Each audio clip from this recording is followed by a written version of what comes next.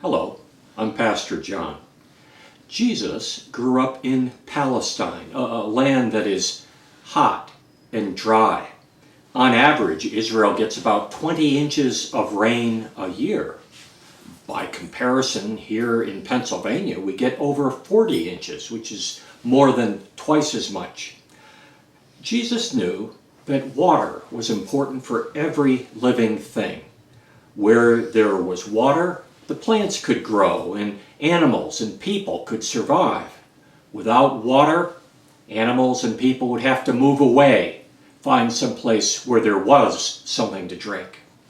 One day, Jesus told the crowd that if you are thirsty, come to me and drink, and out of the believer's heart shall flow waters, rivers of living water for them. By this, he wasn't talking about real water. He was talking about the spiritual truth that satisfies and fulfills and enables us to enjoy the life that God wants us to have. Now, if Jesus had been teaching in Pennsylvania, he might have said, I am like a canal of water that will make life better and richer and a more fulfilling experience. Now, to show you what I mean, we're down exploring the Schuylkill River Canal near Phoenixville. It's humbling to consider that this canal was dug by hand in the early 1800s. Men with picks and shovels and wheelbarrows and horse-drawn wagons dug this canal out inch by inch.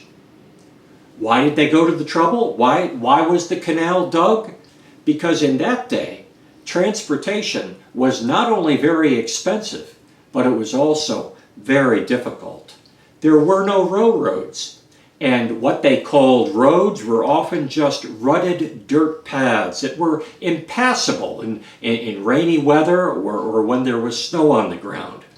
It was actually cheaper for the people in Philadelphia to have something brought by ship all the way from Europe than to have it brought by wagon from Reading.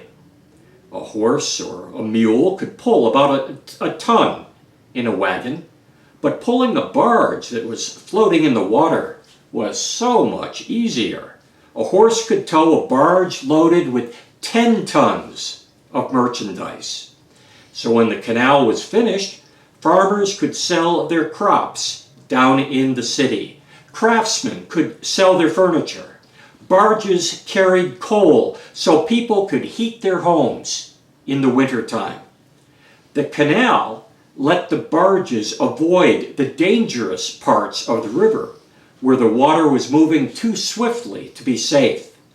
The canal has big wooden doors where it connected to the river, and the doors would open, the barge would enter, and then, like letting the water out of a bathtub, the barge was safely lowered to the lower water level of the canal. So not only did the canal provide a safe and inexpensive way to travel, today we find that all kinds of wildlife have come to live near the fresh water.